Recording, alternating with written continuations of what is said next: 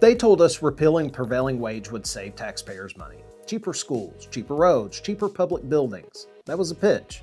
Lower wages equal lower cost, right? Sounds simple, but construction isn't that simple. And when we talk about cost, why is it always the workers that have to take the hit? And do we really want our public infrastructure built on the cheap? If you think people building our country deserve a livable wage, not just the owners of the companies they work for, make sure to like, follow, and share before we get started. It's Labor Lines. Guess what? Let's get into it. In 2017, Kentucky repealed its prevailing wage law through House Bill 3. The argument was straightforward. If you remove wage standards on public projects, total project costs should drop. But here's the part that they rarely explain. Construction cost isn't just an hourly wage. I mean, sure, that's part of it, but it's also productivity, experience, skill density. It's how often you have to fix something or how soon you have to go back after construction finishes, or whether a project finishes on schedule or drags out. So what does the research say? Because let me tell you something they don't like to talk about. There are numbers that prove my side of things. The Duncan report looked at prevailing wage impacts and found that repealing it doesn't reliably produce meaningful long-term cost savings once you factor in total project performance. See, you have to look a little deeper into things, more than just what's on the surface. If you want to read it yourself, it's here. Here's why that matters. When wages drop, workforce stability can drop. When stability drops, average experience levels can fall. When experience drops, productivity suffers. When productivity suffers, timeline stretch. When timeline stretch, cost rise. And if quality drops, guess what? Taxpayers end up paying twice. You don't get to return a bridge. You don't redo a public school roof cheaply once it fails. Once public infrastructure is signed off on as complete, there is no returning that product. Now let's bring it back to Kentucky. The Kentucky Center for Economic Policy warned that repealing prevailing wage would reduce job quality and weaken apprenticeship pipelines that supply skilled labor. Here's their analysis. Now let's zoom out nationally. The Economic Policy Institute has research showing prevailing wage laws are associated with stronger apprenticeship participation, more stable wage standards in construction. Here's that research. Now let's look at the counter-argument. This is the fun part. And look, I know you might say I just cherry-picked one person's piece, and guess what? You're right. But there are so many of these out there that read the exact same way with zero verifiable fact. So here we go. The Goldwater Institute calls prevailing wage a billion-dollar government mandate and argues that it inflates project cost. That's my rich person voice. Here's their piece.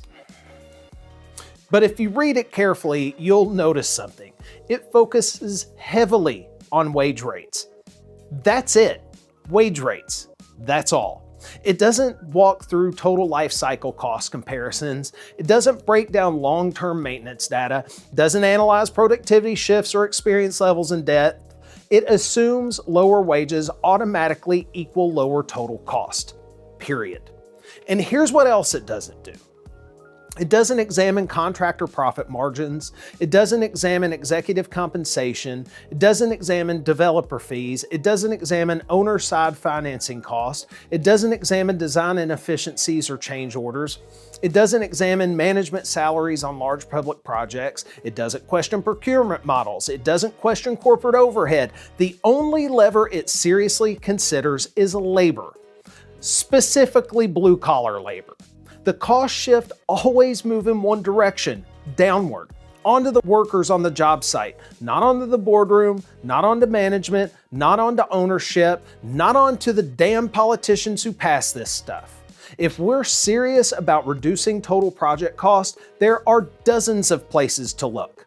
But somehow the first and loudest solution is always cutting the pay of the people pouring the concrete, or running the equipment and building the structure. That's not a full cost analysis. That's a choice about whose pocket absorbs the pressure. If repealing prevailing wage consistently delivered major long-term savings, the evidence would be clear and overwhelming. But it isn't. What is clear is that wage floors drop, and when wage floors drop on public projects, that doesn't just stay on public projects. Local market standards can shift, apprenticeship participation can change, workforce stability can change. So the real question isn't whether we cut wages, it's whether cutting wage standards actually strengthen the industry. Because construction isn't just about finishing a job this year, it's about maintaining a skilled workforce 10 years from now. And if we're serious about the future of the trades, we can't just look at the hourly rate. We have to look at the whole system, because blue collar shouldn't mean a broken body and wages that barely keep you afloat. It shouldn't mean trading your health for stability. It shouldn't mean working 60 hours just to stay even. Blue collar used to mean something different. It meant you could build a life, buy a home, raise a family, retire with dignity. Not just survive, thrive. And if cost cutting always lands on the back of the people doing the physical work, that future gets harder to reach. So when we talk about prevailing wage or right to work or wage floors, this isn't abstract policy. It's about what kind of life the trades are supposed to provide. Because building this country shouldn't cost you your future.